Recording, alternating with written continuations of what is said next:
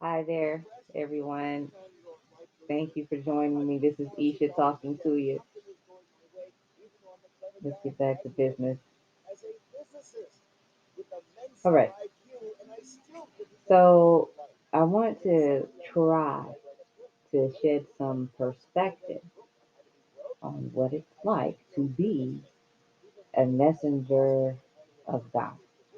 Is there a message from on high? First of all, the message is going to be powerful, and a powerful message can, depending on how powerful it is, um, can oftentimes it might feel intolerable to hear, right?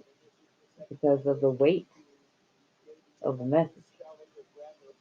And when a person bears a message from Ishi, um, see, Ishi don't play. Nobody really wants to hear, uh, something that sounds like they're in trouble. And the message that I have right now, it's not even uh, um, Ishi's gonna get you message. It's the opposite of that. It's a well, it's that, but it's in a good way. Ishi is gonna get you, but in a very pleasant way. And there's just something that you have to do when you see Jesus. We didn't know that. We weren't expecting to be told that. So when I tell you this is what you have to do when you see Jesus, um, that's not something that is fun to make up just to see how much people will hate you to death. Like that's not, who wants to do that? Like I could, if I was gonna make some kind of message up from Ishi to get some attention or something like that, whatever reasons why people might do those kind of things, I'm sorry that they do. But wouldn't I want to pick something that was gonna be cool for me? What is the benefit of me telling you a message that nobody thinks is cool and you get all the just absorb the hatred that comes along with it?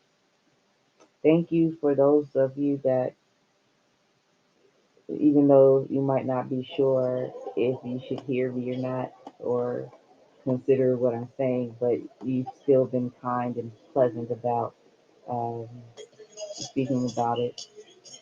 Thank you for that, because that's actually all that is required at this point, is that we receive the messenger with kindness and humbleness and meekness of spirit. So, what is the purpose of being angry and hateful if I said, when you see Jesus, when I say this, this is what you have to do when you see Jesus. You have to do these three things. One, you have to smile, bow down, and put your face all the way to the ground when he lets you behold him. So how could I be like trying to misguide you or giving you a false message? Because that message it can only come to pass when Jesus shows up. Like that, the purpose of that message.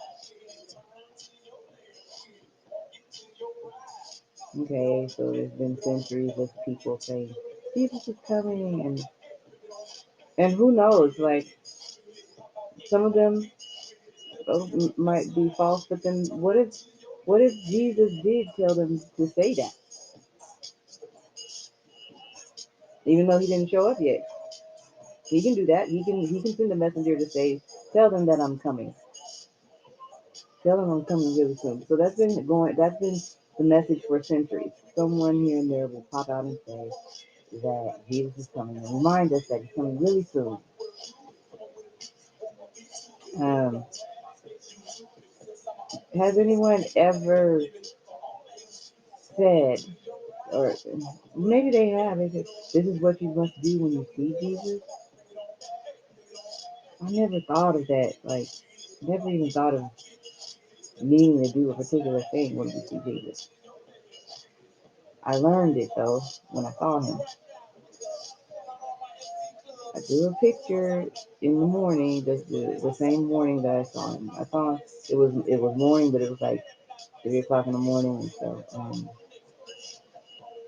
so it was still nighttime, and he had me go outside, and I looked up in the sky. There's this long white cloud, and it took up like a big portion of the sky. It stretched all the way across, and it was really like smooth looking, and there was something about it. And the top of the line is like there was a definitive division of where the cloud and the line of the cloud and the sky separated. And I looked up at it, looking at how like, it looked like art, like a deliberate brushstroke. And when I looked up at the cloud, Jesus started singing to me, and he said, "You're looking at my wingspan. You're looking at my wingspan." Yeah, the moment at that time I didn't see him yet, but I could hear him when he would speak to me, and he would sing to me, and a lot of things that he would say to me, he would sing it. So he was telling me that I was looking at his wingspan. So I thought, oh, your wingspan.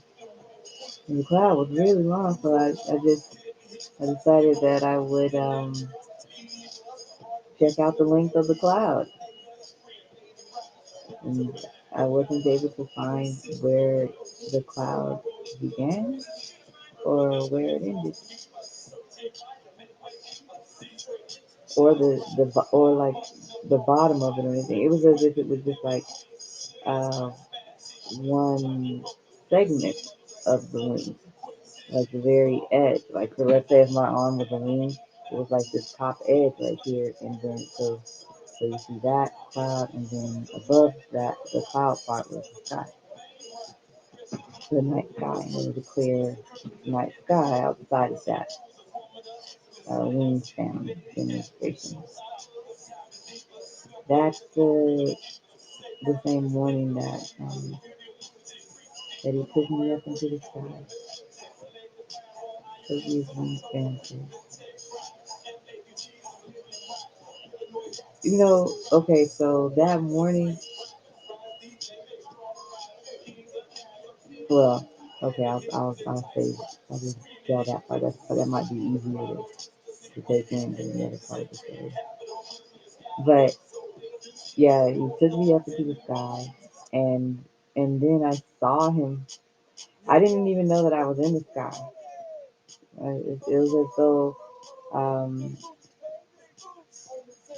like he might have altered my senses a little bit or something, so that I wouldn't be afraid. Because I didn't realize that I had been in the sky until like later on, like maybe even the next day or something. Because when I saw him high above the earth, and I could see the earth beneath him. The earth is beneath him. Everything was still visible, like the way we see things, like if we were in an airplane or something like that. And you look down and you could see cities. So I could still see the cities and things clearly beneath him. and he faded in, and then he faded out a little, or and then faded in a little more, and the light and faded out. And I'm looking at him, I'm like, whoa, who is this? Who is this man? And as I looked at him, I was suddenly overwhelmed with fear. And the fear that I was overwhelmed with, um, that's when I knew.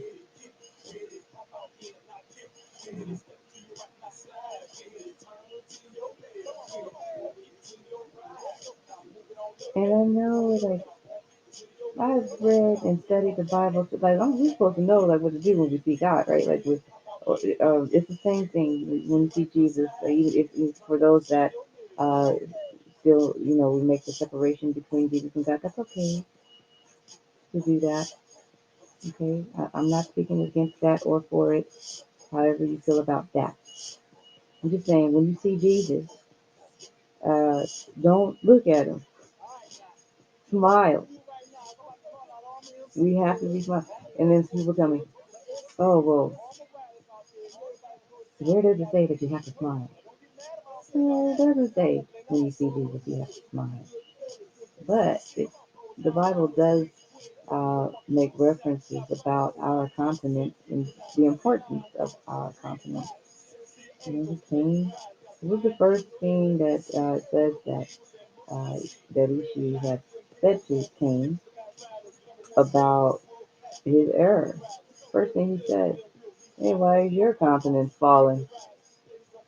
So, yeah, your confidence is important. Yeah, he shouldn't have been murking his bro, but of course that was the big issue there. But the reason that his confidence was fallen was because his heart is evil. So you can't stand before Jesus with an evil heart. What is the proverb where it says that a merry heart, what does it make? A joyful countenance. Paraphrasing, I don't remember like word for word, verse for verse. Correct me, somebody. Like tell me. Oh, it's this way. I'm open to that. Fine. But yeah, when we're merry in heart, then it shows on our countenance, and that is important. So let me see. Are there any more countenances?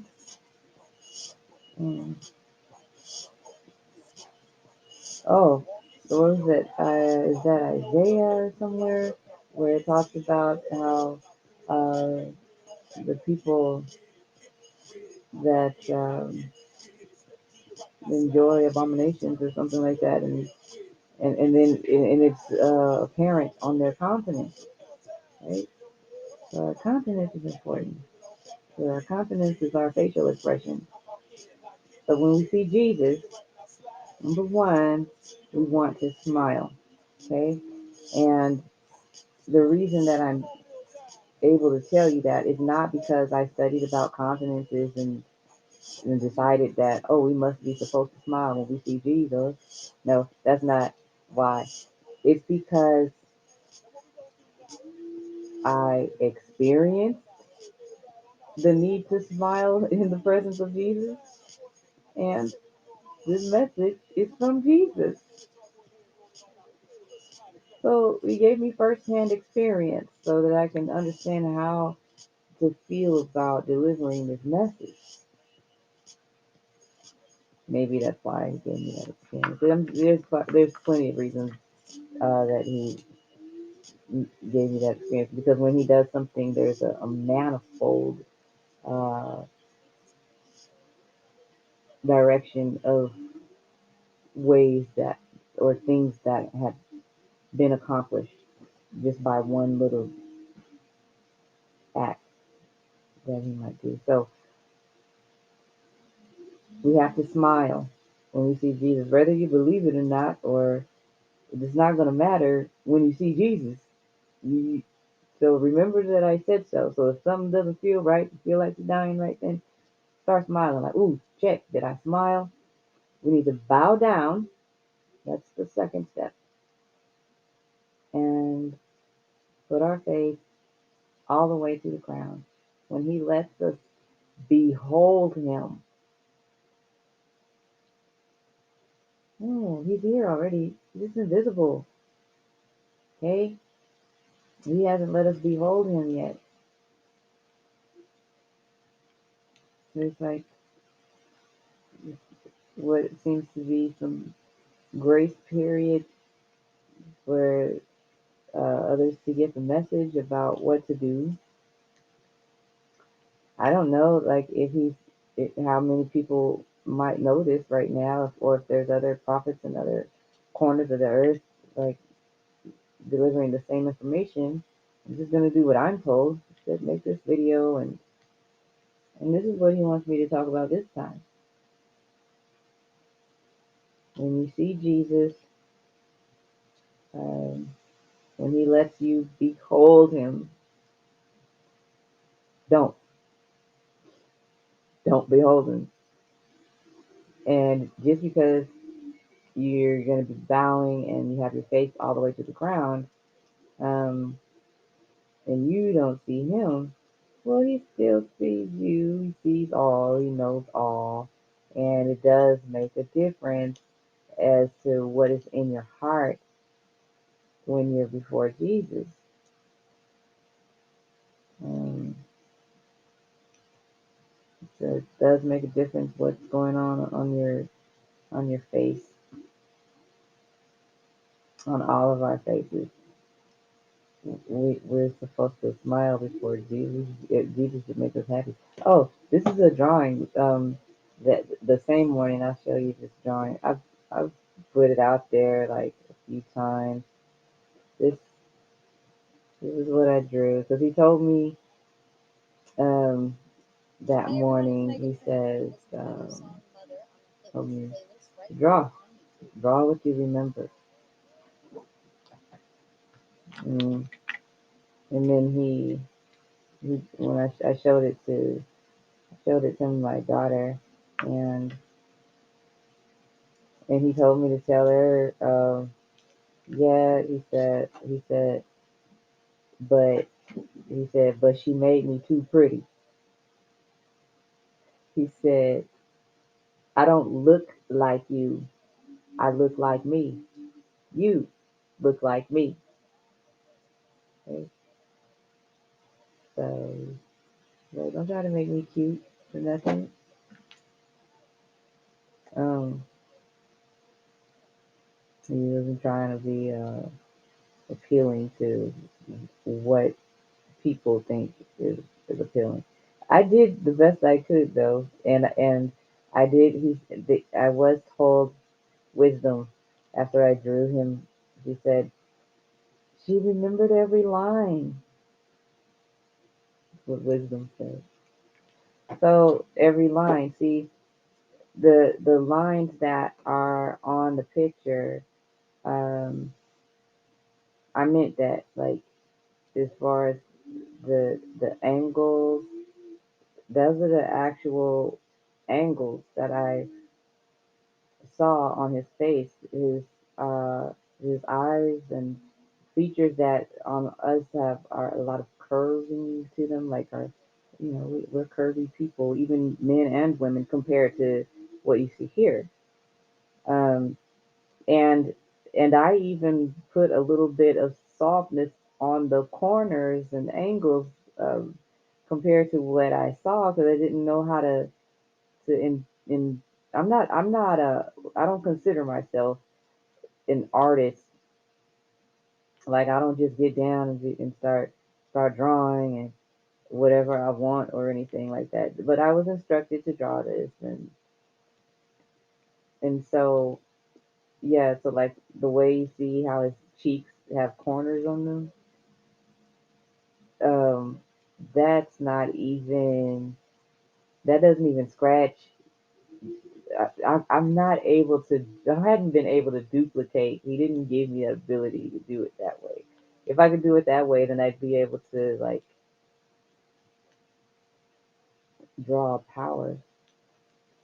I'm not able to duplicate exactly what I saw, like because the texture, uh, it would take a lot of detail, like a whole lot of detail. It wasn't smooth like that. It was like muscle on top of muscle on top of like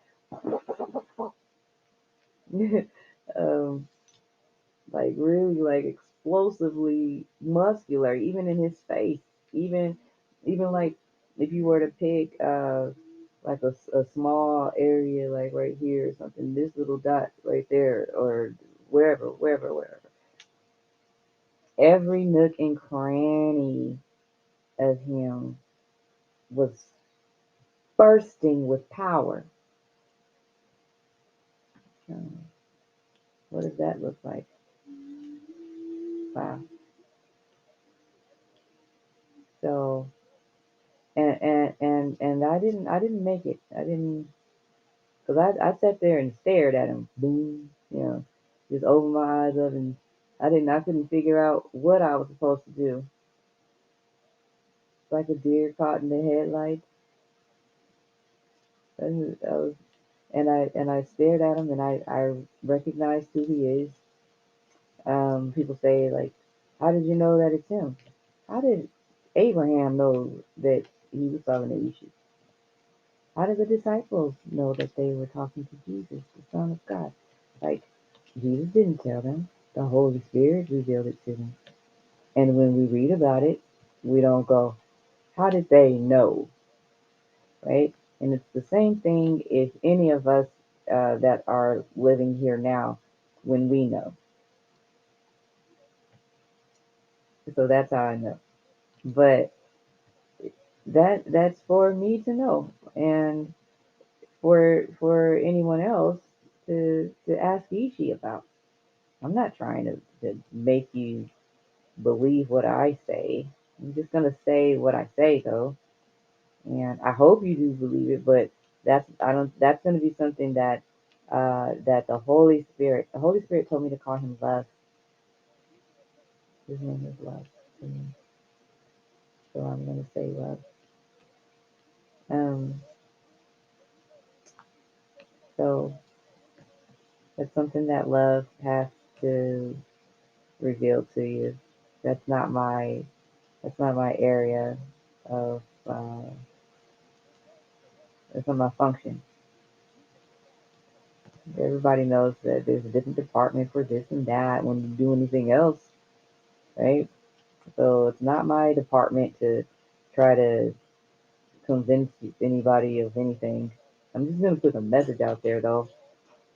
Jesus is here,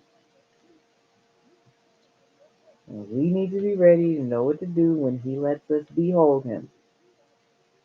Step one, smile. Step two, bow down.